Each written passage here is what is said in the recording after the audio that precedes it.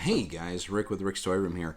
I really have I think it's a cool video, but I wanted to share this with you.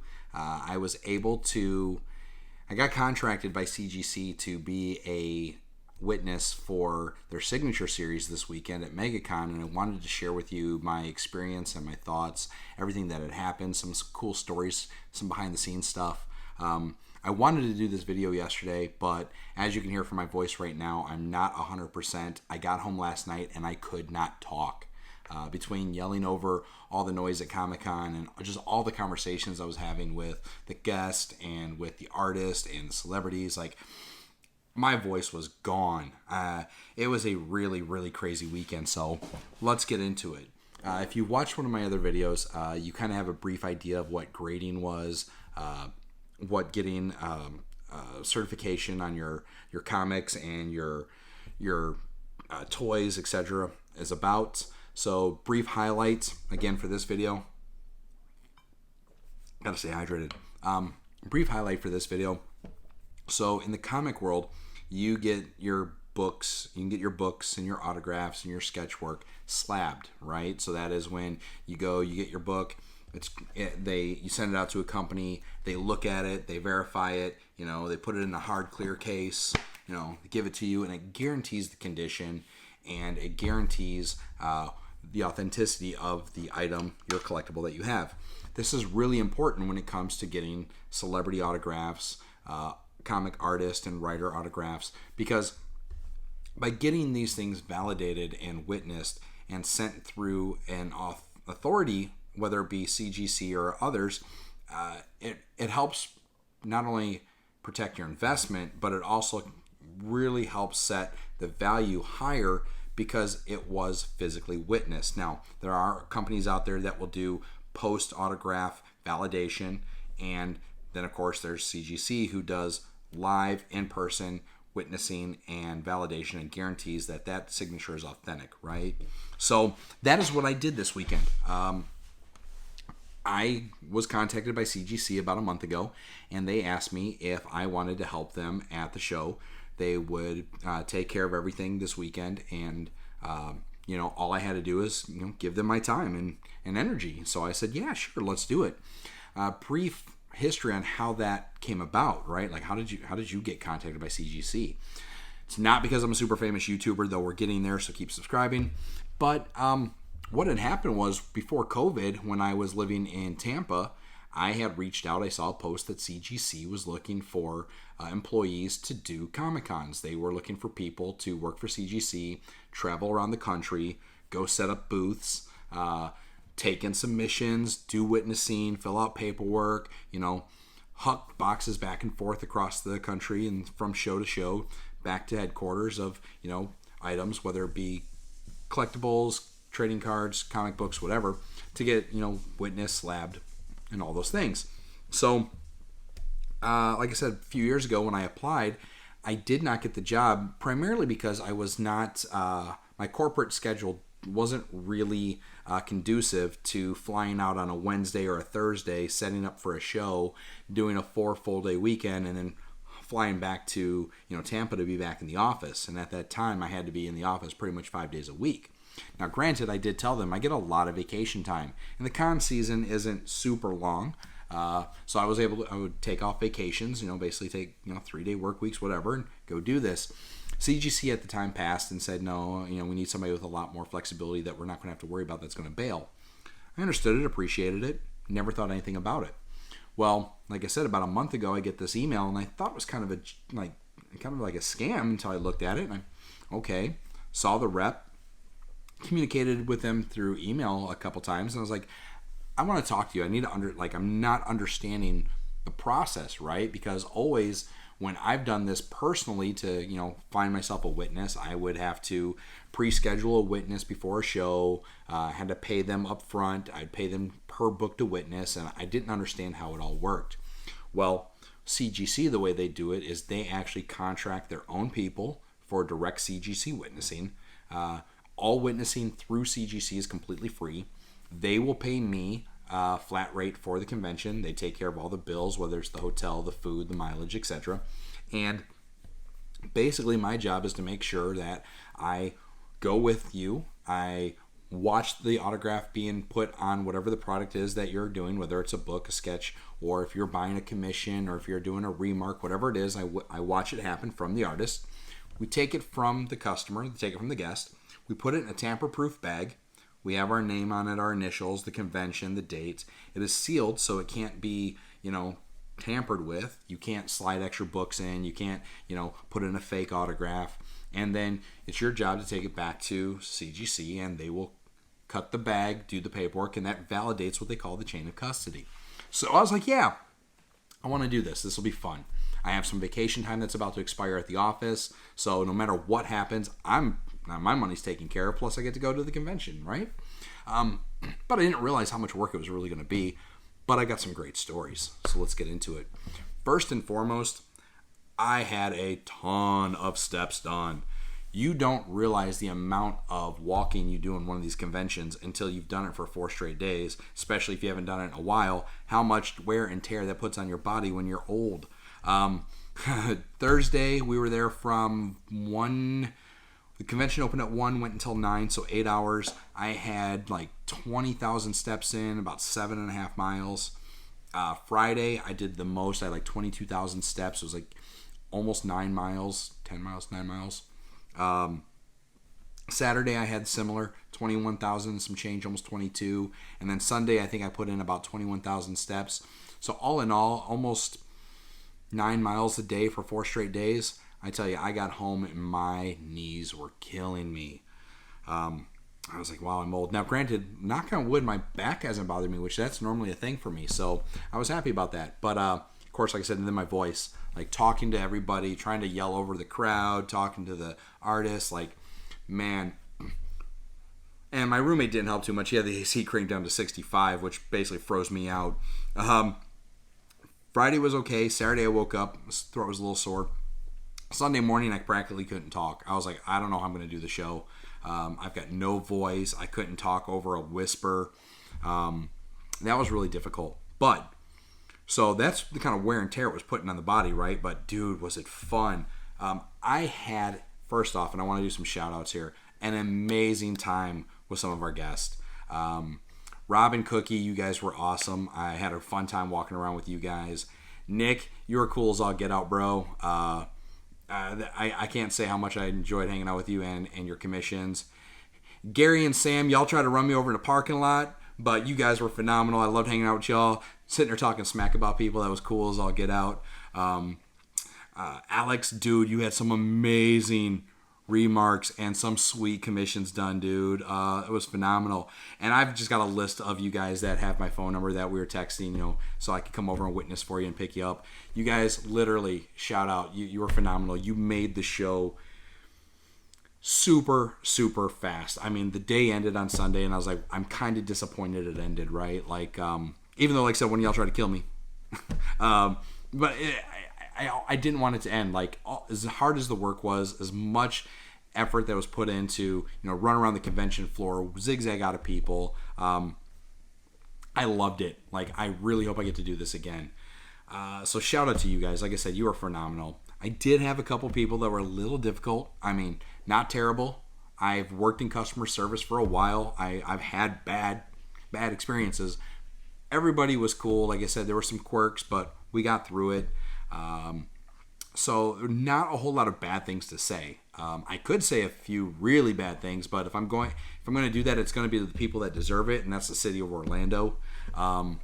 It's not like they've never done MegaCon. It's not like they've never seen giant crowds. We're in the middle of, we were at the Orlando Convention Center. We're in the middle of Tourist Alley. We had SeaWorld across the street, Universal's down the road, Disney another 5 miles down the road. The infrastructure collapsed. And what I mean by that is like the technology infrastructure. Cell towers were at a complete capacity. There was no way, if you were on a crappy T-Mobile service, that you could get a call out, that you could get data out. My phone was dark for probably 10 hours a day, Friday, Saturday, and Sunday.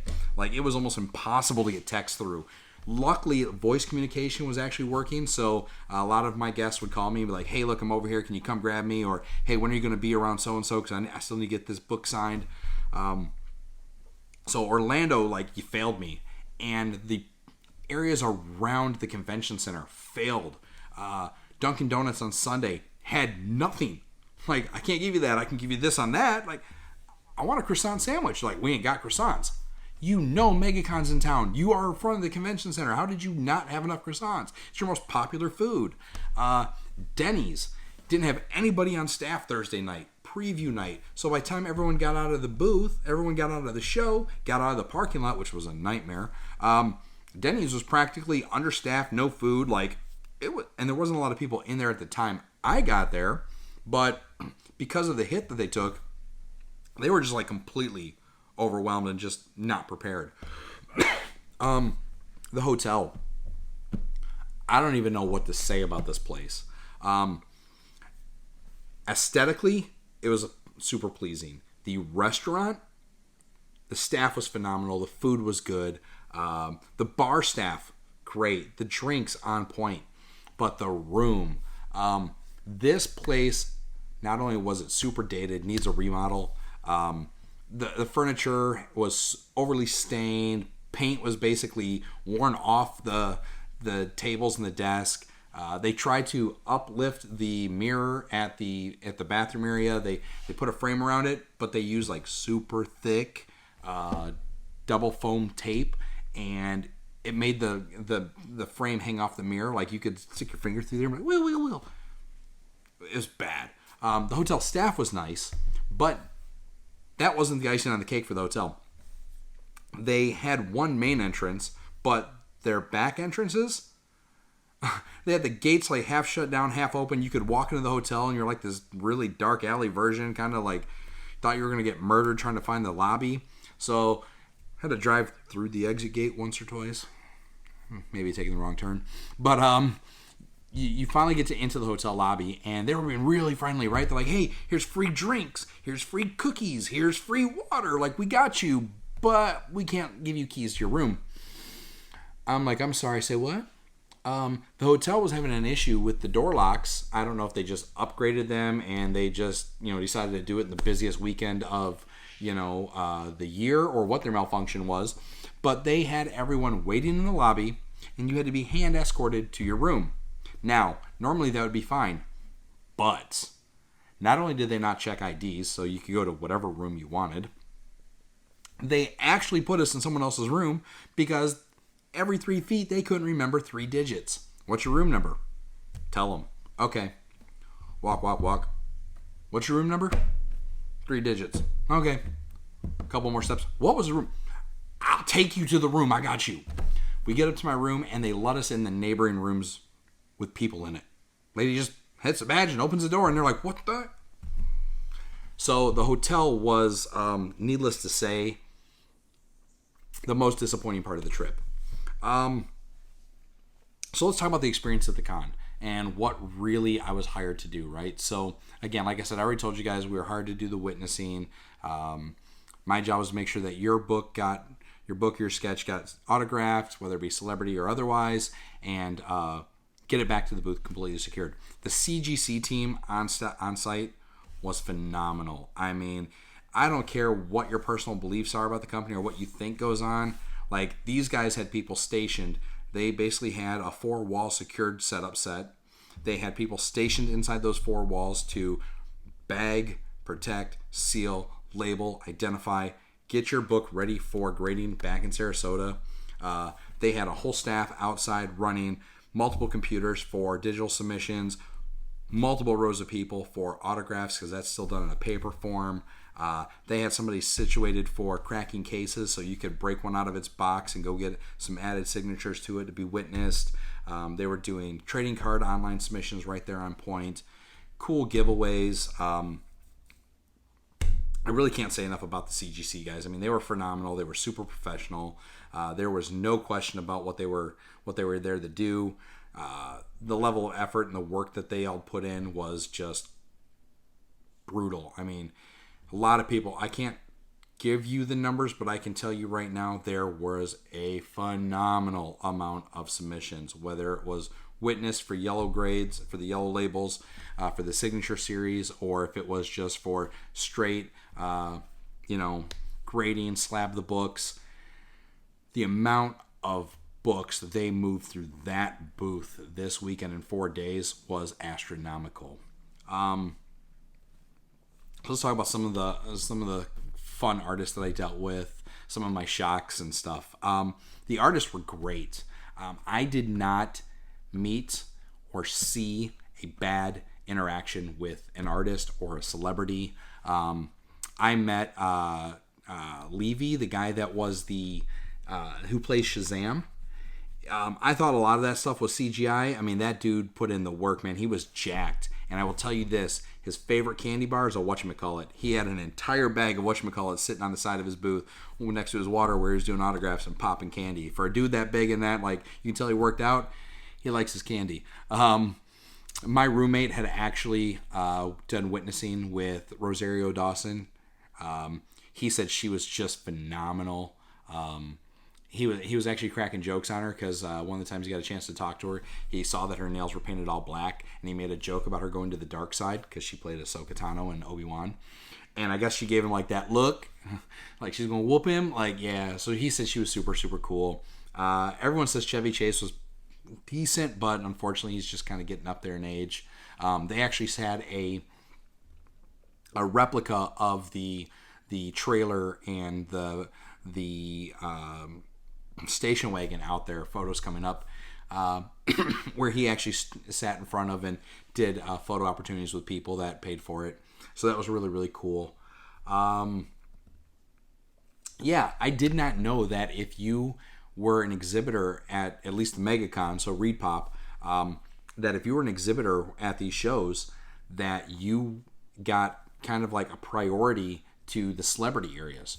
So for us, anytime we had a customer or guest that wanted to get an autograph with one of the celebrities, whether it was a comic book or something that we grade, the 8x10s, the 11x6s, we were able to take them to the celebrity, and depending on the staff member, depending on the celebrity, we could either skip all the lines and just go next, be the next person in line, or we would have to get in line at the end of the VIP area. So you had the paying VIPs, and then you had the exhibitors. And that really was based on the kind of the celebrity, the line, etc.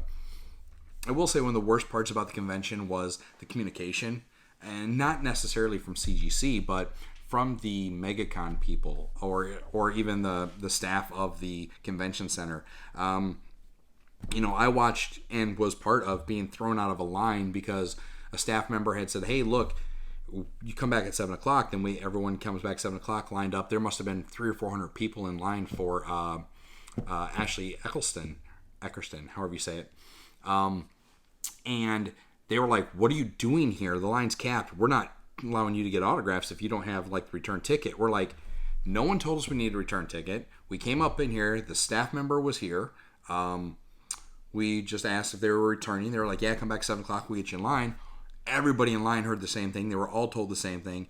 That was a massive, the CGC guys were really cool about it. The guy that we had taken up, the guest that we had taken up to get the autograph, he was really cool about it. He wasn't too upset. Disappointed, of course. And for me, I've been on both sides of the con at this point, right? I've been a customer who has gotten this misinformation from the staff. I've now been, essentially an employee that had been misrepresented. And I will say that it was quite the... oh, that's bright. It was quite the... I'm going to say disappointment, because it's like, how long have these shows been going on? How long have celebrity autographs been a thing?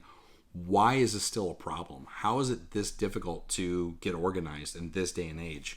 And yeah, I mean, I'm just upset with Orlando and the infrastructure. I mean, if you had a really bad cell phone carrier, T-Mobile, Friday night, all day Saturday and Sunday, your comm's dark. The towers had zero service. The towers were so overloaded I couldn't even get text messages through on low data, which normally in an emergency is the best thing you want to do, right? Switch your phone to low data mode, drop out to like 3G, and just send straight SMS out, and they weren't going to go through. So that was really bad. Wi-Fi, man, they were charging $80 a day for the Wi-Fi, and even then that was overloaded. So I was really disappointed in that. really bad to see that they did not, of course, their app was just a web interface. So you would try to get onto the app and it would send you to the website. And of course, no data was getting through, so you couldn't get to the website to see where artists were at, where celebrities were at. The map they gave you was useless because it barely had any details about who was where. You would click on the guest name in the guest list, it wouldn't tell you where they're at, but if you found another page, you were able to figure out, okay, well, there should be at least in this row, but there's just no indication on what booth number. There was one comic artist that had his booth number like kind of highlighted, but the problem was you got to that booth number and its location on the map, and you find out the guy was like 2 booths up on the other side. I don't understand, how that's possible. It's not that hard to update a web page. Believe me, I do this all day long, or at least I'm developers that do. It's not difficult. So some of the bad parts. I think some of the best stories I have are from talking with Shooter, who used to be the editor-in-chief of Marvel. He was telling a story about how basically a lot of writers within Marvel had like superstitions against writing the last issue of a comic. So if there was a book that was about to end, they were on the last issue, the main writers would not write the book. So he would have to take over, see what was going on, look at the panels, and then write the story to kind of match. And one of his examples was Vampire #6. I'll have to look it up. But he said like the writers refused to do it. They're like, they don't want to be blamed for, the story not ending right, or anybody has a problem with what happened. So they're like, we'll never touch it. So he had a lot of stories to share like that. Jay Lee, that dude was hilarious. We picked up a commission for a guest Sunday morning and ended up spending like 25 minutes with him, man. And he was just cracking on everybody between the guest, the guy he was doing a commission for, me, him. Like we were all like just clowning on Marvel and the multiverse scenarios and DC. We all had some choice words about a particular female character that's become popular recently. It was interesting. Joe Rubenstein was great. I had the pleasure of being able to wait at his booth for a few minutes due to a technical issue, and Joe was cool, man. I mean, he was actually doing his first commission piece on some baseballs for a customer. Apparently, that's a new thing in the hobby, that people are getting comic art by famous artists, drawn on baseballs and putting them up on display. Which honestly, that's not really a terrible idea. It's actually kind of cool. Shame I didn't think about it myself, but my voice is starting to go. Really, really cool, man. I mean, he showed me some stuff because he was actually one of the artists for the Frank Miller Wolverine series, which I happened to get Joe's autograph and get a remark done. He did a profile Wolverine, and I wish I would have taken the photo, but I was so busy. I didn't want to be taking things up. I just want to hurry up and make sure I can get back to work. I'll get the photo. It should be here in about 20 days or less. Pressings are taking less. Depends on when they finish Frank Miller. Because I'm getting it dual signed. Another story for another time. But so Joe was like, yeah, he's like, these guys like Frank and a few other artists, he's like, they will do these quick remarks on books, or they'll do these really quick sketches for people that want like a quick commission. And he's like, and then people won't be super satisfied, so they'll come over to me and be like, hey, can you fix it? Because they've known that I worked with it. So he broke out his iPad and he was flipping through his artwork, and he was like, dude, he's like, check this one out. He showed me this Captain America that I think he said Frank did. He showed me the Captain America. He's like, this is what he did. Next photo, he's like, this is how I fixed it. And I mean, it was night and day. But I mean, he had a little bit more time to take with it, so I get it. But really cool stuff like that, right? Like, he was just telling me some behind the scenes, and one of the worst people that he's ever worked with in the industry, and I won't name names because I've now just called out Joe. But Joe was super. I mean, he was really cool. I got to spend some time with Sam De La Rosa. Multiple times have I been at his booth witnessing, and I will tell you, probably the most popular book the entire 4-day weekend was Venom Lethal Protector. Sam actually had seen that book so many times he was upcharging because everyone wanted that book either remarked or autographed, which I don't blame him. I mean, look, it's popular. Get paid, man. I respect the hustle. I I was with a guest. He was an exhibitor, actually, and he'd taken a quick break from his booth, and he was trying to get back to get his wife a break. And he brings Sam, Lethal Protector, number 1. He's like, hey, I'd love a remark. What can you do for me? And Sam's looking at the book, and he's trying to think of things that he did differently. And Sam's like, all right, I got you. He's like, how about I put a Spidey in the eye reflection? I'll have him hanging upside down. The guy's like, oh, that'll be awesome. So Sam's doing his remark. Sam's doing the remark, and he draws Spidey. He's got the black, and he's doing it just a single black, trying to make sure that he can get to all the autographs because his line's getting busy. And he draws Spidey, he gets it done, he gets him hanging upside down, and he's like, all right, here you go, let this dry. Guy's like, yeah. So we're shooting the breeze, and he's like, all right, I think it's good. And he puts it in the protector on the backer board, and the whole thing smears. So Spider-Man's upside down, and it's basically forehead is in his chin. My mouth just hit the floor. I'm like, he just autographed that, and he just remarked it, and he just smeared it. And the guy, like, he almost cried. He was just like, Sam, help! And Sam looks at him, and Sam's like, oh, man. He's like, all right. He's like, I can fix it. He's like, but you're going to pay me for my time because you're now just holding up my line. So the guy's like, cool. Throws the 20 on the table. He's like, whatever it takes. I can wait longer. I'm really sorry. So Sam's like, all right, let this finish drying a second. He goes through a few more autographs. All of a sudden, Sam breaks out a red marker. He's all mixing it all up, getting it all good. And now you just see kind of like this red bust of what you assume is Spider-Man. You're like, okay. And everybody's kind of looking at it like, oh, man, you messed it up. But he at least got rid of the smear. It'll grade better. And Sam's like, I'm not done. Okay. A couple minutes later, he let that layer dry. Breaks out the white. Spidey's eyes. I'm not done. Lets that layer dry. Breaks out that black pen. Man, he puts the webbing on Spider-Man. He puts in that spider tingle. Dude, he fixes this smear. And I mean, this shows some skill, right? I mean, he was just on it. Sam's like, if you don't let this dry, he's like, I'm not touching it. So he stood there for a few minutes shooting the breeze. And everybody that was in the line that had seen this happen had just waited at that point. Everyone wanted to see what Sam was going to do. A bunch of photos were taken. It looked gorgeous. So he paid a little extra for the remark, but Sam saved the day, man. That was really, really cool. A couple of the other artists, Mirka and Emma Kubert, they had a face-off, like who could draw it better. Unfortunately, I missed it. It happened Sunday. It was a little busy. Not super busy, but just enough where I missed the draw-off. But that was really fun. That was really cool. I heard about it. I guess they had a great time with it. You saw them coming back laughing and cracking up.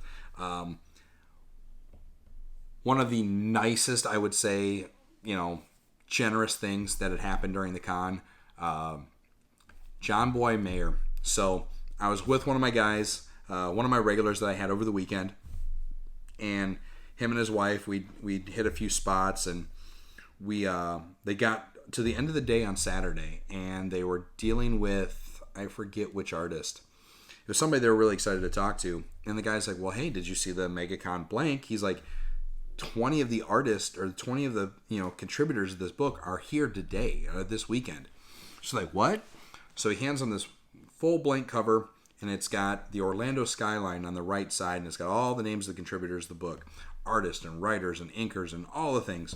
And he's like, they're like, yeah, here's all the guys that are here right now. Here's some of this row. They're like, should we do it? And I'm like, me personally, if I got a shot to clear 20 artists or 20, actual people that contributed to this book, 20 autographs in one shot, you've already invested all this money this weekend in your books, and you're about to do all these gradings. I've witnessed enough for you. Personally, what's another $40? So, because most of the comic artists actually weren't charging. If you were not getting a CGC witnessed grade or graded, signature series book, most of them were charging free, $5, whatever. If you were doing it as a witness and doing it to get graded, they upcharge. Part of it is because they figure you're probably trying to flip it. Part of it is just that, they know that the signature is going to be worth a lot more for you, to you. And they were going to take their time with their autograph a little more too. So they're like, cool, you know what, let's do this, let's try it. So I worked with them a little bit in between other guests, and we'd hit all the different spots, and in between we'd seal it and validate it and keep anything from happening and crack a bag, do it again, yada, yada, yada. Sunday morning, they come back and they're going to finish up the last few artists, right? So they come find me, and we get their secured book, and I crack it open. We standing at John Boy, and John Boy's like, hey guys, what's going on? They're like, hey, you're one of like 2 signatures we need left of the show. And he looks at the book, and it's just filled in color with all these autographs. He's like, oh wow, you spent all this time to collect it. She's like, yeah, we thought this would be a really cool piece. And he's like, it really will be. And then, sorry, my voice is really starting to go.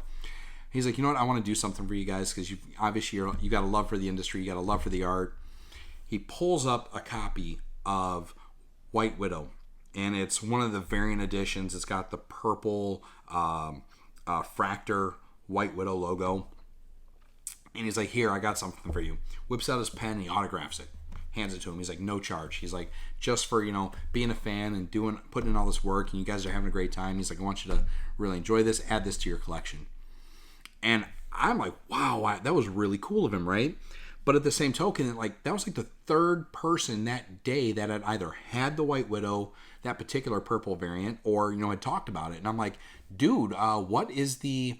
I was like, if you don't mind me asking, I was like, I'm not familiar with the book. What's the specialty about this particular issue? And, just like, what's it about? And he's like, well, here, I'll tell you what it's about. He grabs another copy, exact same one, variant with the purple Fractor, signs his name on it. He goes, I love you, CGC guys. You guys have been great to me this weekend. This one's on the house. What? Like, I didn't ask for it. I didn't want it. I definitely wanted it, but I wasn't going to like, hey, can I get a copy too? Right?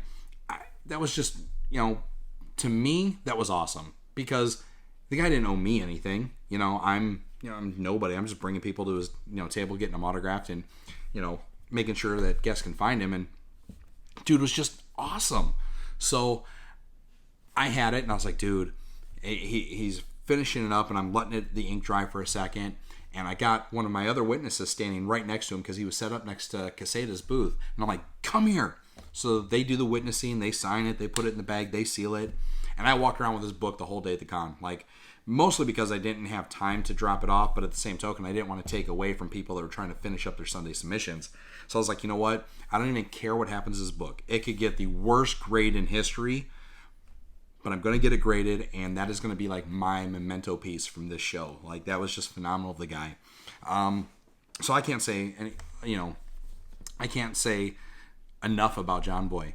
Who else did I get to meet? Bill Morrison was cool. I felt kind of bad for him. I had a guest that you could tell it was like nervous energy, right? I mean, he was just a kid, and I don't want to say kid like he was like 6, but he was a young adult, but super nervous energy. He walks up to him and he doesn't know what to say, and you could tell he was like kind of excited. He was nerding out. He was geeked, and he's like, Bill, I gotta ask you a question. Who's better at drawing The Simpsons, you or Matt Groening, or however you say his name? And of course, Bill's gonna say him. He's like, of course me. He's like, yeah, I think you're about just as good. Bill looked at me, I looked at him, and we were like, wow. And I mean, it's kind of like, it's kind of insulting, but I'm sure he's heard worse or dealt with worse. So, and again, we know that there are people out there that are very nervous. They just don't know what to say or do. So that was an interesting story. I had one where Simone, and I'm going to butcher his last name, Bricelli. He had a guest. I watched this guy walk up, was like, hey, I'd like to get an autograph. It's going to be CGC witnessed, and his rep was there, and he's like, okay, cool, it's going to be $20, cash or PayPal. The kid's like, all right, cool. Hands him the book, kind of shooting the breeze, takes the book, gets it put in a bag, and kid goes, well, I don't have $20 or PayPal. And the kid was actually embarrassed. He thought they were going to take credit card, and you could tell he just didn't click when he said cash or PayPal. And of course, now Simone's like, you just took the book, you just had me something. Like, he looked at his rep, and the rep's like, I'll cover it, right? And Simone's like, are you sure? And the rep's like, yeah, you know what, this is, I'll take care of it. And you could tell they were kind of perturbed, but at the same token, they weren't going to make a scene. They weren't going to be rude. They were being very professional. And I 100% commend that, right? So, in the end, that got taken care of. I've got I know the story behind it, and I know that it was squared up. And his rep was super cool about it when it was all said and done.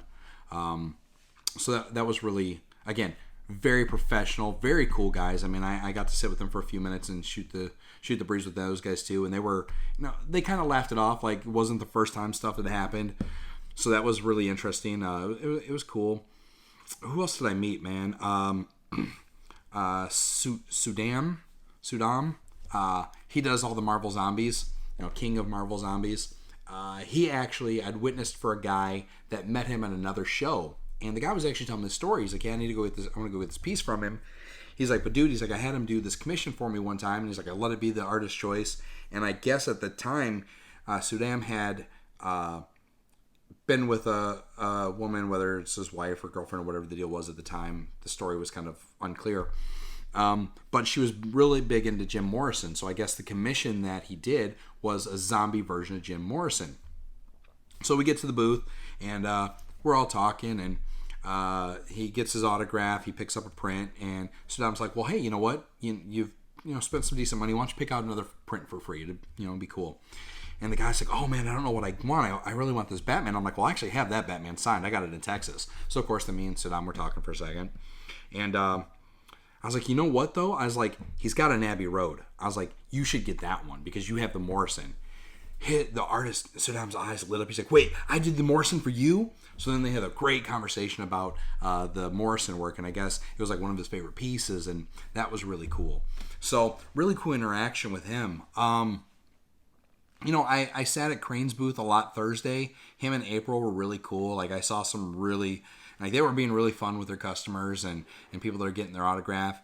It was crazy, though, because Crane was charging $500 for a 5-minute sketch. Whatever he could do in 5 minutes, it was going to cost you $500, but he was going to give you something good, right? I didn't get to witness him doing one for 5 minutes, but I saw the afterwork. I had two people. One was my boy Alex, who had some work done by him, and one was a guest I didn't get to do the witnessing for. They had brought their sealed bags up to the booth, and I had Alex on the left. I had this other guy on the right, and he's like, "Oh, check this one out." Guy on my left, and Alex was on my right. Guy on my left goes, "Check this one out." Pulls out this Batman, bro. Crane did this '89 Michael Keaton Batman. It was about a 2/3 page book. It was phenomenal. I mean, just looked really, really cool. Kind of looked like it was done in watercolor. I think it was actually done in paint marker, but really, really cool. And then Alex is like, "Oh, I got you." Blah. Breaks out this Venom. Dude, bad.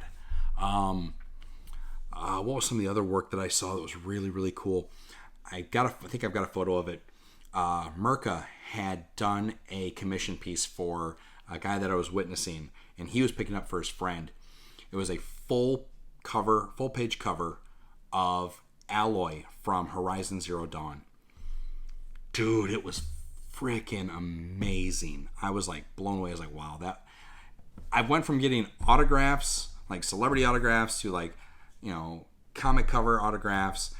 And now I'm like starting to kind of like get the, like, I really would love to get a one of a one, personal custom sketch art done now. But I mean, minimum prices I was seeing for some of the custom work for some of the commissions, like 125, 150. Now, granted, these guys were knocking them out as fast as possible, but in super high quality. So I'm not knocking those prices.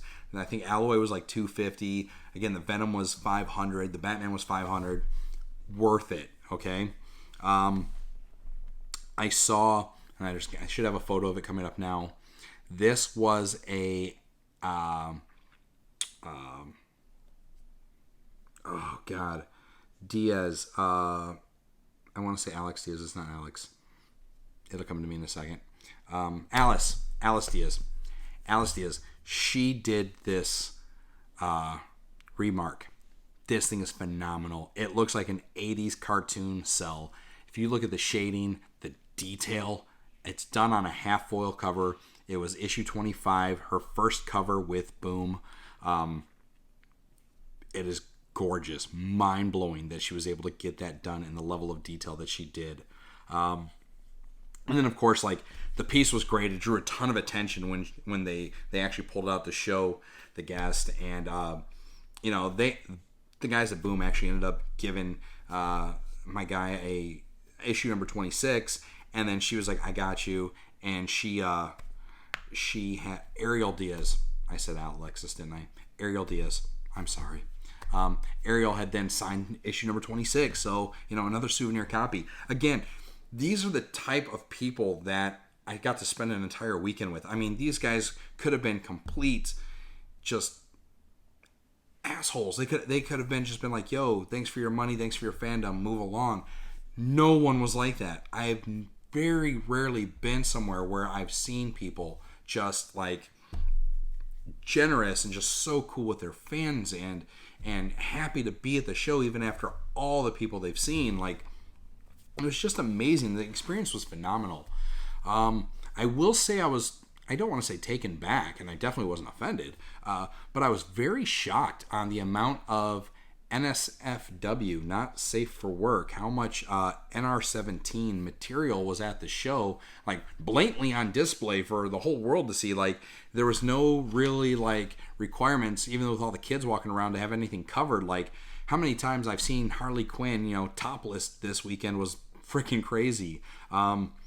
Speaking of topless, some of the costumes, I mean, it's not a Comic-Con if you ain't got some TNA going, and I will tell you, I saw more butt cheek this weekend and more titillage than I could possibly have seen in a day of Pornhub.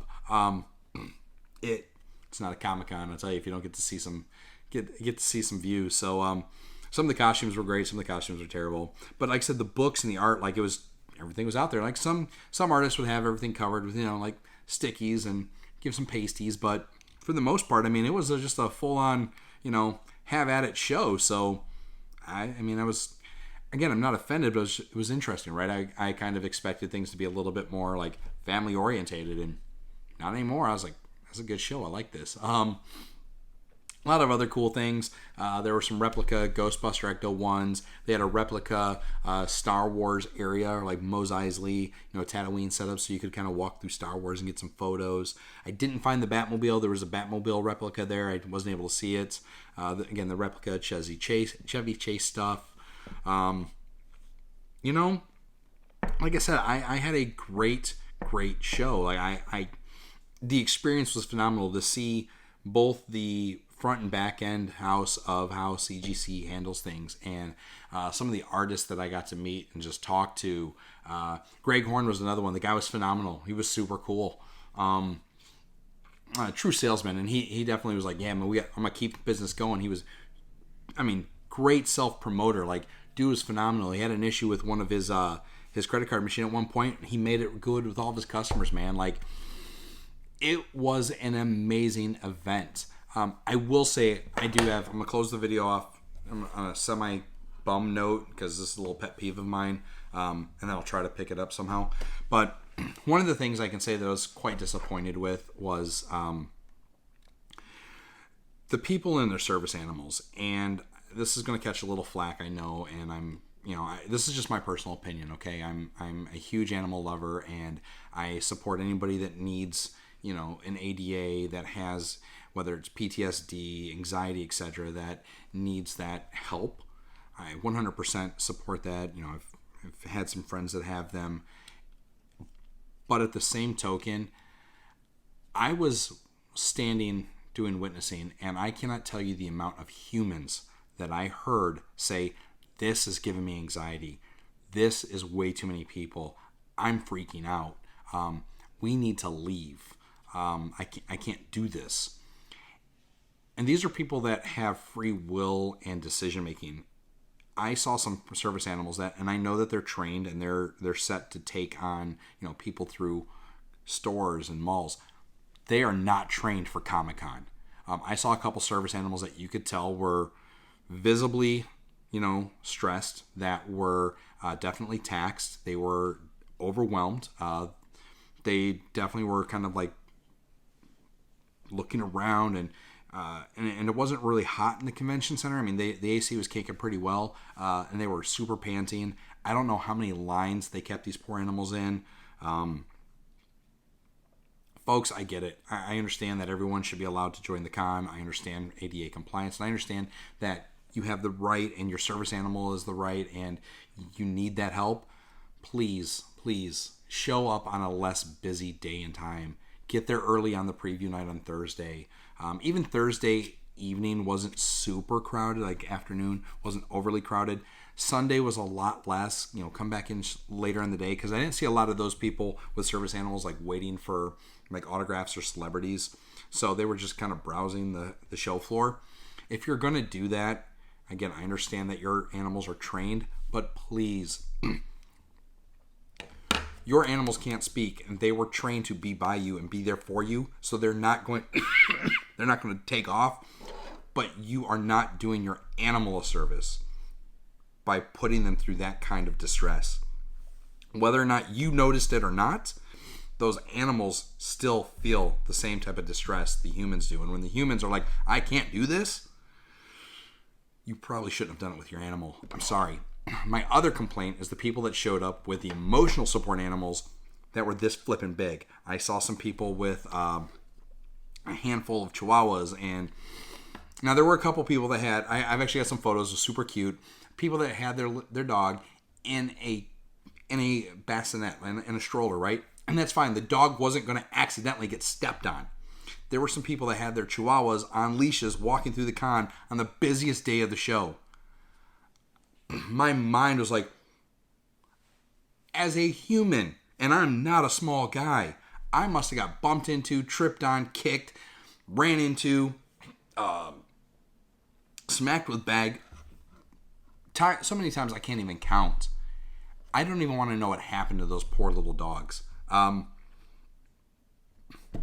Please, folks, use some common sense. Use common sense. Go on less busy days, less busy times. Do not show up the peak afternoon on a Saturday with your service animal. Please, for everyone's sake. It's not safe for the animal. It's really not safe for you. You need that service animal for a reason. At a crowded time like that, if something were to go wrong, just please be considerate of what you're doing. So yeah, that's my complaint about the show. Now, I'm going to say something completely, at this point, chauvinistic, completely stereotypical. But I will say I cannot believe the amount of gorgeous female creators that were at that show. Emma Kubert, she's cute. I kept walking by her. I was like, wow. There was an artist, and I will pull her name up and I'll put it down here. I'll show some of her work up here in a second. There are three of them together down Artist Alley, and you could tell that the one artist, maybe they were together, or at least at one point, or at least they're just really good friends, but you could tell all of his artwork was modeled after her. Her face, very distinctive, very sharp lines, just really good looking artist. But you could tell all of his artwork was based on her. And because you look at it, and you could put them side by side, and you're like, dude, did you model for this guy's covers? But she and the two gentlemen next to her, they were all friends. And they all, I guess, are across the globe when it comes to their location where they really live. And she was actually telling a story to one of their customers about this 3-piece continuity cover that they did. So they each did a variant that it connected together, and all their covers made one big panorama. And they had the originals with them, so they posed with them. And I don't think I got any photos of it. But it was really, really cool. And she was talking she's like, this took a long time. We had to collaborate over 9 different time zones to try to get the book done. But like I said, you could tell that she was the model for these guys' books, because it was a spot-on comparison. And she was, like I said, not a bad-looking woman. She was fine. There's another artist, a Miss Powell. I will tell you, one of my couples had called me. They were like, "Hey Rick, we're gonna get this autograph." It was the guys doing the 17. They're like, "Come meet us over aisle 4000." I'm like, "Cool, I'm on my way." I cut the corner, and of course it took me a few minutes, because during the entire show, Like, you're just walking down the road and they're like, oh, come here, I need a witness. Are you free? Great, come with me. Like, you're just getting pulled everywhere, and you're just, all of a sudden, you're in line for 20 minutes talking to some random artist. But I walk around the corner, and of course, like I said, it took me a few minutes to get to them. And I started giving them crap because they were waiting for me, so they're browsing. I'm like, for every 5 minutes you browse, the book price goes up, the autograph. Everybody starts cracking up. The artist is laughing. I look over. Wow. She was amazing. I was like, wow. Like, I don't know. Like I said, a stereotype that I just wasn't prepared for. Like, just, I'm thinking like bad things, and like, and her artwork was great. I'm stumbling on my own tongue. Her artwork, yeah, she did some really cool pieces. I'll put some pieces up for her as well. But yeah, she was gorgeous. Yeah, I was just really shocked. Yeah, dude. So I really don't know. Like, as you can tell, I had a great time, and the fact that I've lost my voice, like, that is just the epitome of like having a phenomenal blast, like just enjoying every bit of it. So again, and thank you guys for staying with this video. I know it's super long. You probably fast forwarded through a bunch of pieces. I'm sure I left out all kinds of stories that I'll think of later. And actually, there's a couple more that I have, but we can save that for like maybe a live Q&A if you guys want to understand more about the CGC process, the back end of it all, how it all worked, stuff like that. I'm more than happy to do a live video, and we can just have a good powwow. Or if I witnessed for you and you wanted to say hi and like show me your grades, I would love that. So I hope, Gary, because I know you subscribed, Gary and Sam, when you guys get your books back, why don't you hit me up? I want to share them. I want to show your grades and some of the great work you guys got. And any one of you guys, Nick, Alex, if you're out there, hit me up when you get your books back. I want to see your grades. I want to see the final product. It would be phenomenal to share and show off. Obviously, I'm going to show off my Frank Millers and my Joe Rubenstein. I'm going to show off my John Boy Mayer. Like, I'm going to brag, man. Like I said, I'm going to do it up. So we will have a follow-up video to this. But for all of you out there that I got to witness for, that I got to spend a lot of time with this weekend, for all the artists out there that may get tagged in this and gets around the internet for, to the CGC guys out there, again, thanks for the opportunity. For the artists, thanks for the time. For the guests, thanks for the memories. This show is definitely something I'm going to take with me for a long time and talk about for a very long time. The guys in my office today got sick of it already, and I was only there for most of the day. Yeah, guys, I mean, I had a blast. Thank you all for everything. Thanks for hanging out in this video with me, and I look forward to doing the next show, and I look forward to doing the next video. So we'll talk to you.